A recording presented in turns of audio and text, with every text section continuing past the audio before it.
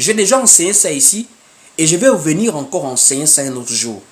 La trace du serpent sur le rocher. La trace du serpent sur le rocher. La trace du serpent sur le rocher, c'est un enseignement très important. Et je vais ramener cette prédication. Il y a un homme qui a été l'homme le plus sage de la terre. C'est Salomon. Et celui qui l'a dépassé, c'est le Seigneur Jésus-Christ. Salomon, dans sa sagesse, il va dire non, il y a quelque chose qui me dépasse.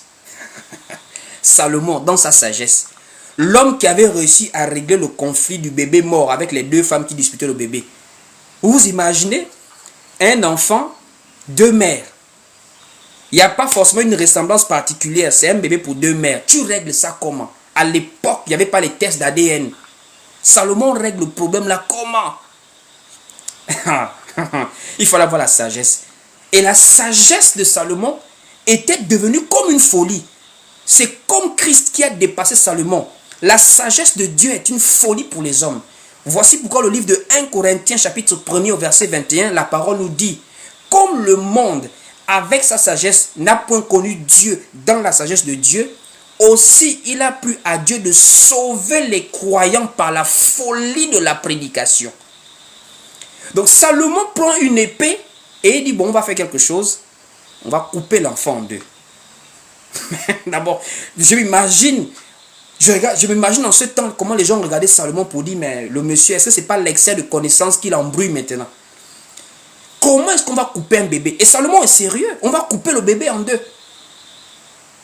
Et quand on prend l'épée pour couper le bébé, l'épée qui est l'image de la parole, le livre des Hébreux nous dit la parole est une épée à deux tranchants.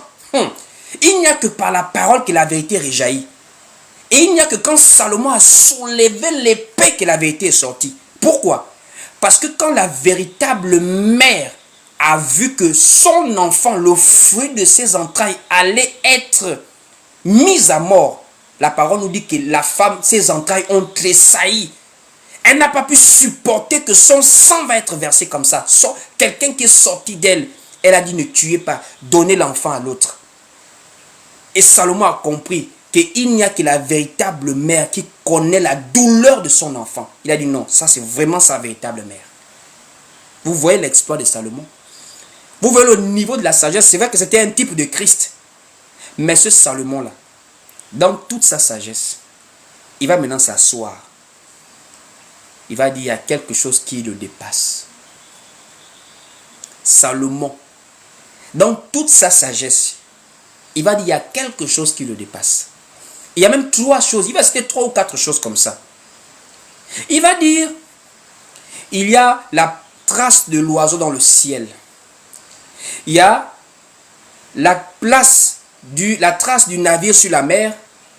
Et il va dire, il y a aussi même la trace de l'homme chez la femme.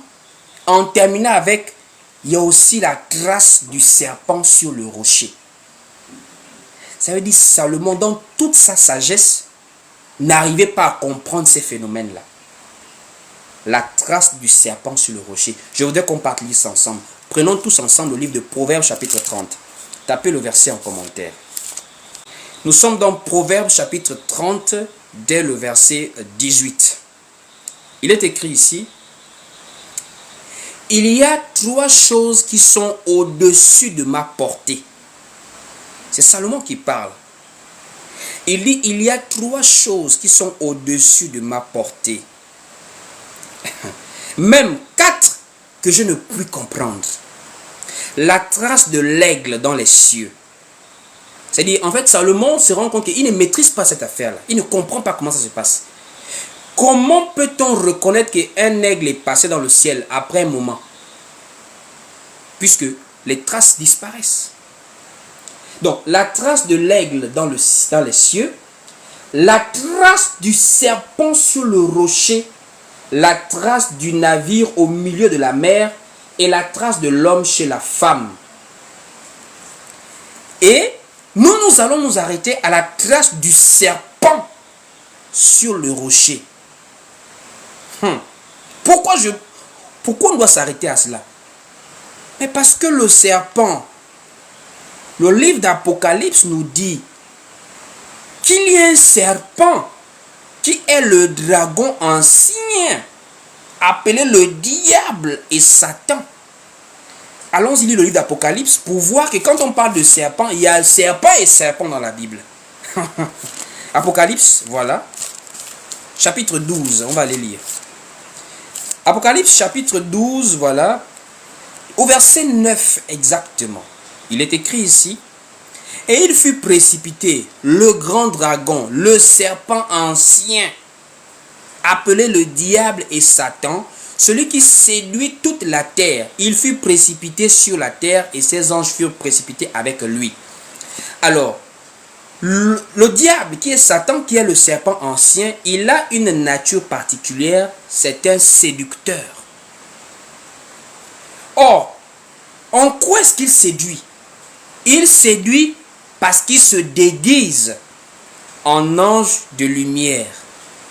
Puisqu'il a un peuple qu'il vise, c'est le peuple de Dieu. Or, le peuple de Dieu sait que Dieu, c'est la lumière. Au commencement était la parole. La parole était Dieu, la parole était avec Dieu. Elle était lumière qui éclairait les hommes. Et elle est venue, elle s'est faite chair. Donc le peuple de Dieu sait que Dieu est lumière. Et comme Satan veut séduire ce peuple, il se déguise en ange de lumière. Or, la lumière qui s'est faite chair, c'est Christ. Or, Christ est le rocher qui suivait Israël, nous révèle l'apôtre Paul. Que le peuple d'Israël était abreuvé par un rocher spirituel. Donc, quand nous parlons du dragon ancien, il s'agit du serpent qui se déguise en ange de lumière. Ça veut dire qu'il passe sur le rocher afin de séduire. Et Satan l'a fait. Il est passé sur le rocher dans le livre de Matthieu chapitre 4. Il vient tenter Jésus sur la base de « il est écrit ». Sachant que Jésus, c'est la parole faite chair. C'est sur cette parole que Satan va tenter Jésus en disant « tombe du haut jusqu'en bas, car il est écrit qu'il ordonnera à ses anges de te porter de peur que ton pied ne heurte contre une pierre. » Donc Satan connaît les Écritures, Satan connaît la parole. Ça montre très clairement que Salomon avait déjà identifié le diable. C'est le serpent qui passe sur le rocher. Ça veut dire que Satan était devenu pasteur dans Matthieu chapitre 4. Satan est devenu pasteur. Satan est pasteur aujourd'hui. Il envoie les démons. Allez-y prêcher là-bas. Il y a des gens qui prêchent. C'est le démon qui prêche, ce n'est pas un pasteur. Puisque Satan, c'est un séducteur. Il séduit avec la Bible. Satan prêche avec la Bible. Satan prend les versets. Il n'a pas peur de ça. Voici pourquoi il avait même fait tomber Ève. Satan, c'est pas que tout ce qu'il dit est faux. Satan peut te dire des vérités. Est-ce que vous vous souvenez de la tentation de Ève? Allez-y bien relire Genèse chapitre 3. Il prophétise des mensonges. C'est un faux prophète, en fait. Satan aussi prophétise, mais dans la fausseté, dans le but de nuire à la personne. Satan dit, Dieu sait que le jour où vous en mangerez, vos yeux s'ouvriront. Quand Ève mange, elle donne à Adam, il mange, les yeux s'ouvrent. Satan prêche avec la Bible. Satan prophétise. Il dit à Ève, le jour que vous mangerez, vos yeux s'ouvriront. Ève mange, Adam mange, les yeux s'ouvrent. Il n'a pas menti. Le problème, ce n'est pas la prophétie. Le problème, c'est lorsque ça part à l'encontre de la volonté de Dieu. Voici pourquoi dans le livre d'Ézéchiel, quand on parle de la chute du diable, qui était l'astre de lumière, on lui fait comprendre que tu as pris ta volonté pour la volonté de Dieu. Tu as confondu les choses. En tout ce que nous faisons, nous devons marcher dans la volonté de Dieu. Voici pourquoi Jésus avait enseigné la prière en disant que ta volonté soit faite sur la terre comme elle est faite au ciel. Satan était précipité parce qu'il ne respectait plus la volonté de Dieu. Et quand il prophétise à Ève, la prophétie est vraie, mais ça ne marche pas dans la volonté de Dieu, parce que Dieu, il est dans l'obéissance. Il a dit de ne pas manger, ne mangez pas. Même si ce qu'on va te dire est vrai, si ça va à l'encontre de la parole de Dieu, c'est le mal. C'est la même chose dans le livre de Deutéronome chapitre 13. Dans Deutéronome chapitre 13, on est averti des faux prophètes qui diront des choses qui vont s'accomplir. Mais après, s'ils nous amènent à nous détourner de la parole, c'est un faux.